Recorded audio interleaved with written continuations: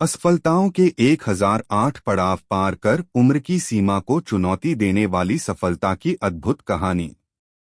KFC का नाम तो हम सभी जानते ही है।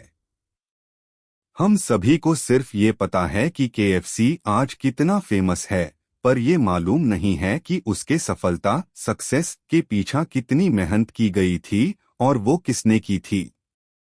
कर्नल हरलैंड सैंडर्स को लगातार 1008 बार फेल होने के बाद आखिर में सफलता मिली थी। उनको ये सफलता रिटायर्ड होने के बाद में मिली थी। जिस उम्र में लोग रिटायर्ड हो जाते हैं और घर पर बैठ के आराम करते हैं, उसी उम्र में उन्होंने अपने लगातार प्रयत्न से सफलता हासिल की थी। सैंडर्स का जन्म 1890 में हेनरीविले इन में हुआ था। जब वे 6 साल के थे, तब उनके पिता का निधन हो गया और उन्होंने सैंडर्स को खाना पकाने और अपने भाई बहनों की देखभाल करने के लिए छोड़ दिया। 7वीं कक्षा में उन्होंने स्कूल छोड़ दिया और फार्महैंड के रूप में काम करने के लिए घर छोड़ दिया। तो आज हम केएफसी के संस्थापक कर्नल हरलैंड डेविड सैंडर्स और केएफसी की सफलता की कहानी के बारे में बात करने वाले हैं। आमतौर पर कोई भी इंसान एक उम्र तक मेहनत करता है और एक उम्र के बाद वो थक जाता है और फिर सोचता है कि बस अब आराम करना है। लेकिन हम आज एक ऐसे शख्स की बात करेंगे जिसने उम्र के उस पड़ाव पर भी संघर्ष किया है, जिस उम्र में लोग अपने काम से रिटायरमेंट ले लेते हैं। उनकी संघर्षमय कहानी को सुनकर हर कोई हैरान हो जाएगा। जी हाँ, वो शख्स हैं 65 साल की उम्र में केएफसी यानी केंटुकी फ्राइड चिकन की नींव रखने वाले कर्नल हारलैंड सैंडर्स। आज के वक्त में केएफसी के 150 से भी अधिक देशों में 22,000 से भी अधिक स्टोर हैं। उनकी इस संघर्षमय कहानी से हमें लगता है कि प्रेरणा और प्रोत्साहन जिंदगी का एक ऐसा पहलू है जो किसी भी उम्र में कहीं से भी मिल सकता है और उस पर अमल करके हम अपनी जिंदगी को बदल सकते हैं। चलिए जानते हैं आज उनकी संघर्ष की कहानी कि उन्होंने कैसे कई बार हारने के बावजूद भी सफलता हासिल की। केंटुकी फ्राइड चिकन के संस्थापक कर्नल सैंडर ने अपनी असफलताओं को एक चुनौती के रूप में लिया और अपनी दृढ़ इच्छा शक्ति से उन्हें अवसरों में बदल दिया।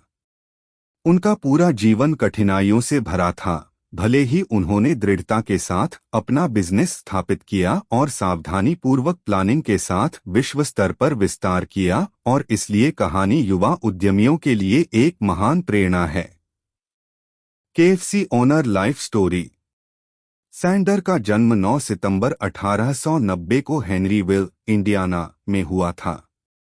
उनके पिता की दुखद मृत्यु तब हुई जब वह केवल 6 वर्ष के थे, जिसने उन्हें अपने भाई बहनों और मां की जिम्मेदारियों को निभाने के लिए मजबूर किया। आर्थिक समस्याओं के कारण उन्होंने 7वीं कक्षा में स्कूल छोड़ दिया और लगभग 80 मील दूर फार्महैंड के रूप में काम करने के लिए घर छोड़ दिया। सौभाग्य से उनकी मां ने उन्हें खाना पकाने का कौशल सिखाया, जो वह बचपन से ही पूरी दिलचस्पी के साथ करते थे। केएफसी सफलता की कहानी। अपनी कमाई के लिए कई अपरंपरागत नौकरियां के लिए काम करने के बाद वह एक छोटे से कैफे में कुक और डिश वॉशर के रूप में शामिल हो गए। इस बीच वह 1 साल के लिए अमेरिकी सेना में शामिल हो गए। राहत मिलने के बाद उन्हें रेलवे ने मजदूर के रूप में काम पर रखा था। बाद में उन्होंने एक बीमा एजेंट के रूप में काम किया, फिर टायर बेचे, लाइटिंग कंपनी में काम किया, एक फेरी बोर्ड संचालित किया। रेलवे में अपनी कार्य अवधि के दौरान उन्होंने कानून का भी अध्ययन किया।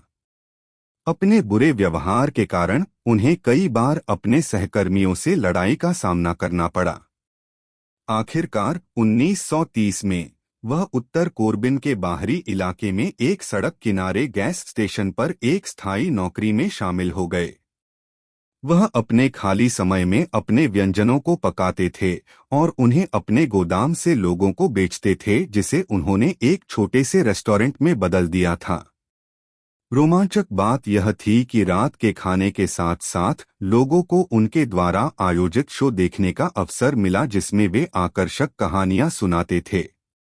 और जल्द ही वह पहली बार रेसिपी में प्रसिद्ध चिकन डिश की शुरुआत के साथ हिट हो गए। वर्ष 1937 तक उन्होंने एक ही समय में 150 लोगों को समायोजित करके अपने बिजनेस का विस्तार किया। वह अपने नए व्यवसाय में सफल होने के लिए बेहद खुश थे, लेकिन वह हमेशा अपनी उत्पादन प्रक्रिया और ग्राहकों की मांग को बढ़ाने की ओर देखते थे। उन्होंने कई रेस्टोरेंट की यात्रा की और अपने व्यवसाय का विस्तार करने के लिए रेस्टोरेंट मालिकों को मौके पर ही अपनी चिकन रेसिपी दिखाई। इसके बाद भी उन्होंने बहुत काम किए, लेकिन ज्यादा समय तक किसी भी काम में टिक नहीं पाए। ओहायो नदी में स्टीम बोट से सवारियां ढोने का व्यवसाय किया। कुछ समय के बाद उन्हें लगा ये काम उनके लायक नहीं है। इस काम को छोड़ने के बाद एसीटिलीन लैंप बनाने की फैक्ट्री खोली, लेकिन ये भी बंद हो गई और उनकी सारी जमापूंजी खत्म हो गई।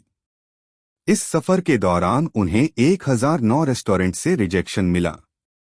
हालांकि उन्होंने कभी हार नहीं मानी, क्योंकि उन्हें अपनी यूनिक रेसिपी और इसके स्वाद पर भरोसा था।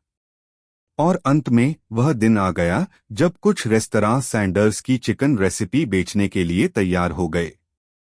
1963 तक लगभग 600 रेस्टोरेंट रेसिपी बेचने के लिए सहमत हुए और केंटकी चिकन इसे एक ब्रांड बना दिया। केंटकी में फिर से रेस्टोरेंट की शुरुआत। इतनी असफलताओं के बावजूद भी सैंडर्स ने हार नहीं मानी। 40 वर्ष की उम्र में केंटुकी आकर उन्हें तेल कंपनी से हाईवे किनारे सर्विस स्टेशन चलाने के लिए एक कमरे की जगह मिली। उन्होंने सोचा कि इसी के साथ क्यों न पेन फ्राइड चिकन भी बनाया जाए।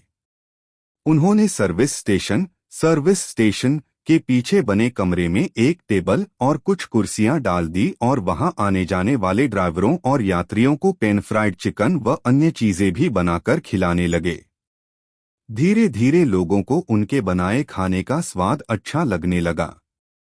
चिकन फ्राई के इस काम में उनका मन लगने लगा। उन्हें वह काम मिल गया था जिस काम को वह मन से चाहते थे। उनके लजीज भुने मुर्ग फ्राइड चिकन लोगों को बहुत पसंद आए। अब वह इस काम में और मेहनत करने लगे, जिससे यह काम उनकी पहचान बन जाए। आखिरकार बहुत सारे जड़ी बूटियों और मसाले से भरपूर पैन फ्राइड चिकन की रेसिपी पूरी बन गई। अब वह अपने पैन फ्राइड चिकन के कारण मशहूर हो गए और उनका बनाया चिकन केंटकी के गवर्नर को इतना पसंद आया कि उन्होंने 1935 में हरलेन सैंडर्स को कर्नल की उपाधि दे दी। लेकिन उनकी मुसीबत अभी भी खत्म नहीं हुई थी। दुर्भाग्यवश जहां पर सैंडर्स का रेस्टोरेंट था, वहां से एक हाईवे निकलने के चलते उनका रेस्टोरेंट टूट गया। बस फिर संघर्षों का एक और दौर शुरू हुआ।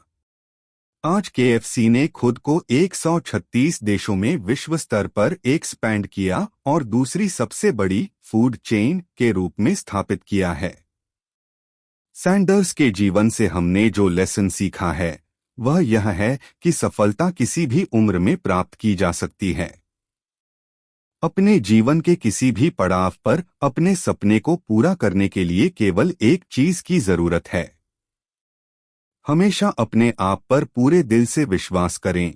सफल होने की दमती इच्छा आपकी उम्र के बावजूद भी आपके सपने की ओर आपका मार्ग प्रशस्त करेगी। तो कभी हार मत मानो। आज उनकी सफलता से हर कोई प्रेरणा ले रहा है। अब आज कर्नल सैंडर्स दुनिया में नहीं हैं, लेकिन आज भी वे केएफसी के स्टार आइकन के रूप में जीवित हैं। आज केएफसी के दुनिया में लगभग 150 से भी अधिक देशों में 22,000 से भी अधिक स्टोर हैं। केएफसी पर खास दाढ़ी और वेस्टर्न टाई के साथ उनका चेहरा आज भी केएफसी का चिकन खाने वालों को उनकी याद दिला देता है।